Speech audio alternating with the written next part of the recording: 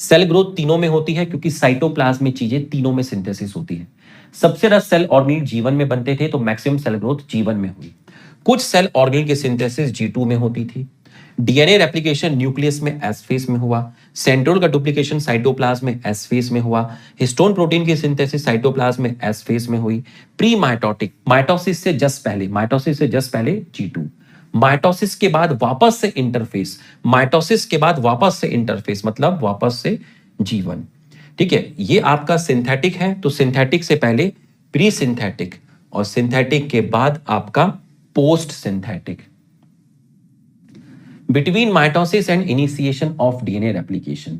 ठीक बच्चों, माइटोसिस और इनिशिएशन ऑफ डीएनए रेप्लिकेशन के बीच में, माइटोसिस और इनिशिएशन ऑफ डीएनए रेप्लिकेशन के बीच में आप देख सकते हैं, माइटोसिस और इनिशिएशन ऑफ डीएनए रेप्लिकेशन के बीच में आता है आपका जीवन, आपका आता है जीवन। तो आपका यहां पर गया है, क्या गया है? जीवन। सिंथेसिस ऑफ सम प्रोटीन जो माइटोसिस की जरूरत है वो है आपका G2। अगर पेरेंट सेल में क्रोमोसोम का नंबर 2 और 10 है तो सभी में क्रोमोसोम का नंबर सेम रहेगा। अगर पेरेंट सेल में डीएनए का अमाउंट 2C है तो यहां 2C, यहां डीएनए रेप्लिकेशन हुआ 4C, यहां 4C। सेल मेटाबॉलिकली एक्टिव है, तीनों में सेल मेटाबॉलिकली एक्टिव है।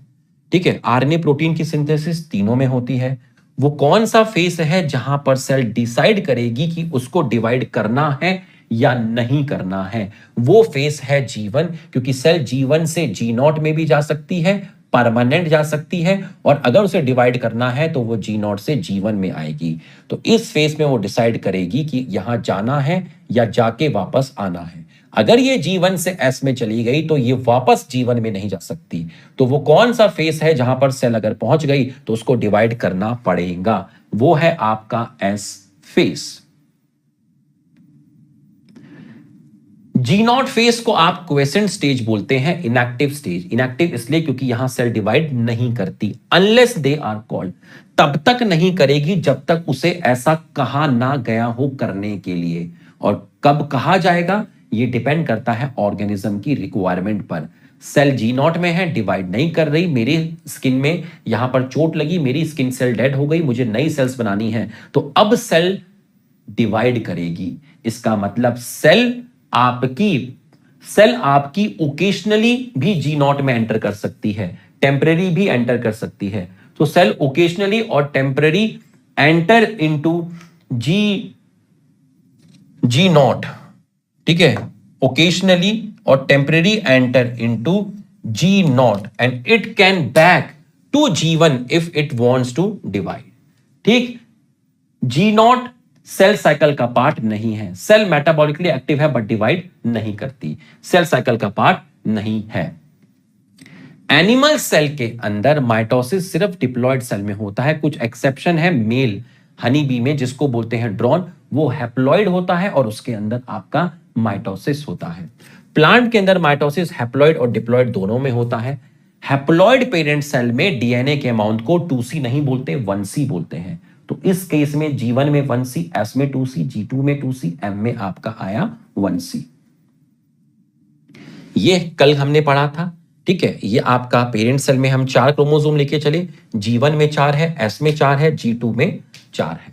ठीक, M फेस को आप बोलते हैं इक्वेशनल डिवीजन। ड्रामेटिक फेस इसलिए बोला क्योंकि जो भी चीजें सिंथेसिस हुई हैं, जो भी चीजें डबल हुई हैं, उनको आप रीऑर्गेनाइज करोगे 2 डॉटर सेल के अंदर। प्रोग्रेसिव इसलिए बोला क्योंकि प्रोफेस, मेटाफेस, एनाफेस, इनके बीच में कोई गैप नहीं है, कोई क्लियर कट लाइन नहीं है। ठीक है, ये चीजें सब प्रोग्रेसिव है। एम फेस कैरियोकाइनेसिस और साइटोकाइनेसिस में डिवाइड हो जाता है। प्रोफेस S और G2 फॉलोड बाय प्रोफेस। यहां पर डीएनए उतना डिस्टिंक्ट नहीं होता क्योंकि डीएनए उलझा हुआ है, क्योंकि यहां कंडेंसेशन क्रोमोसोमल मटेरियल का कंडेंसेशन नहीं है, यहां क्रोमैटिन प्रेजेंट होता है। यहां उस क्रोमैटिन का कंडेंसेशन होकर क्रोमोसोम का रूप लेता है। यहां डीएनए ज्यादा डिस्टिंक्ट है, यहां पर डीएनए आपका ज्यादा विजिबल है। ठीक, यहां पर उलझा हुआ है, यहां पर सुलझा हुआ है। बच्चों, early prophase, late prophase. Early में न्यूक्लियस न्यूक्लियर मेम्ब्रेन गायब होना स्टार्ट हुआ, यहां पर गायब हो गया। यहां पर गोल्गी बॉडी ईआर गायब हो गए, सेंट्रियोल अपोजिट पोल पे जाना स्टार्ट हुआ, यहां सेंट्रियोल अपोजिट पोल पर पहुंच गया।